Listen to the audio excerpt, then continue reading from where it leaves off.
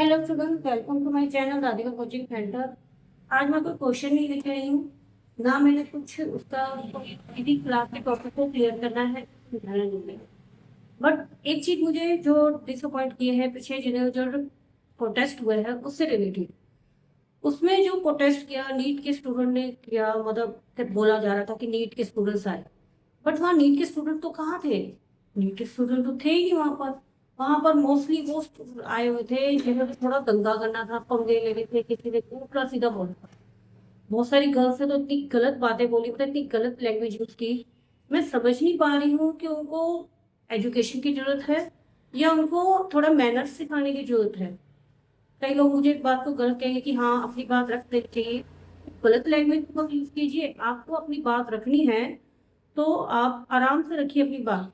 चिल्ला रहे हैं, आप प्रोटेस्ट कर रहे हैं, वो अलग बात है, बट आप गलत लैंग्वेज यूज कर रहे हैं वो सबसे गलत है। अपने आप को फेमस करने के लिए इन लोगों ने अपने आप को वो करने के लिए कि हाँ जी हम देखिए कितने, मतलब कई लोग लड़कियां कई लड़के इतने मतलब गलत बिहेवियर करते हुए दिखे।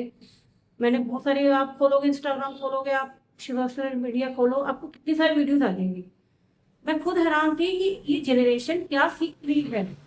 और अभी चलो इनको अभी समझ नहीं आ रहा, मैं समझ नहीं पा रही हूँ कि ये जब जॉब करने जाएंगे वहां अगर बॉस से किसी बात की लड़ाई हुई तो क्या अपने बॉस के साथ भी ऐसी गलत लैंग्वेज यूज करेंगे? उनको बाहर खड़े होकर प्रोटेस्ट करेंगे, उतनी गंदी लैंग्वेज यूज करेंगे ये लोग? आपको पता ही है कि भी पेरेंट्स जो होते हैं, माता पिता आपके, पूरी आपकी पूरी डिमांड पूरी नहीं करते। हर बार ये तो नहीं कि आपने जो मांगा उसने से मैं तुरंत दिला दिया। तो क्या आप अपने पेरेंट्स से भी ऐसे बातें करते हैं? मतलब ये बच्चे क्या अपने पेरेंट्स को भी इतनी गंदी लैंग्वेज में यूज करते हैं?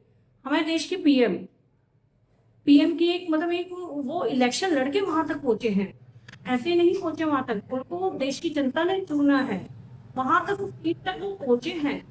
वो वहां तक वो पहुंचे हैं, इसी लेवल तक वो पहुंचे हैं।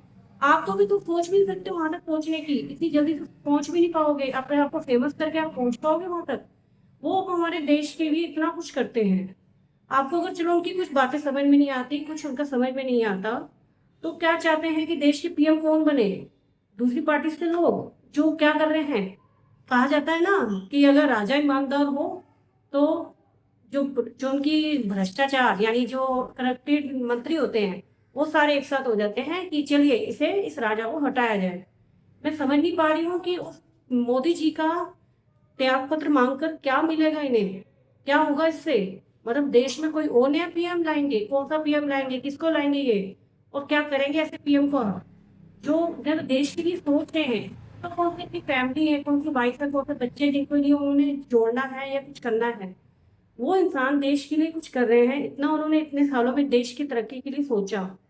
आप जानते हैं जैसे कारगिल का हुआ, या सॉरी कारगिल बोल गई मैं, पुलवामा का अटैक हुआ या कुछ भी हुआ, उसके कुछ दिनों बाद तुरंत ही उन्होंने एक्शन लिया।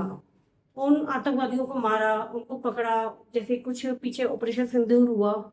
ऐसे ही इंसान के मतलब नॉर्मल इंसान की तो बस की बात ही नहीं होती ये सब करना। उन्होंने इतना देश के लिए किया, उनको रिस्पेक्ट नहीं दे पा रहे हो तो कम से कम गलत लैंग्वेज तो मत यूज करो। मैं सोचती हूँ कि कल को अगर चलो इन्होंने जॉब नहीं की, अपना काम किया, तो अपने कस्टमर से, अगर बिजनेसमैन बने तो अपने एम्प्लॉय से तो ऐसे लैंग्वेज करेंगे। दैट मीन्स वो नीट के बच्चे तो मुझे नहीं लग रहे थे। कौन थे ये मुझे नहीं पता, क्या बदतमीजी करने आए थे वहां पर, और उन्होंने अपनी बातें मनवा कर क्या साबित करना चाहते हैं। मुझे तो यही लग रहा है कि जैसे कल को अगर मैरिज हो जाए तो अपने लाइफ पार्टनर से भी ऐसे बिहेवियर करेंगे। उनका बिहेव ऐसे ही रहेगा अपने लाइफ पार्टनर के साथ, अपने बच्चों के साथ ही ऐसे यूज करेंगे। मतलब उनके पेरेंट्स कैसे फेस कर रहे हैं, अब बाहर जाकर कैसे कर रहे हैं, मुझे ये बातें समझ नहीं आ रही है। तो कृपा करके बच्चों, तुम्हें प्रोटेस्ट करना है, तुम्हें कोई बात नहीं रखनी है तो आराम से रिस्पेक्ट से रखिए। किसी और के बहकावे में पहुंचकर वहां दंगा करने की जरूरत नहीं होती है। कहीं पे भी आपको अगर करते हैं तो दंगा मत कीजिए, लड़ाइयाँ मत कीजिए, आराम से अपनी बात को रखिए, रिस्पेक्ट से बात कीजिए, मैनर्स से बात कीजिए। यही आपके लिए जरूरी है, अभी के लिए नहीं, फ्यूचर के लिए भी।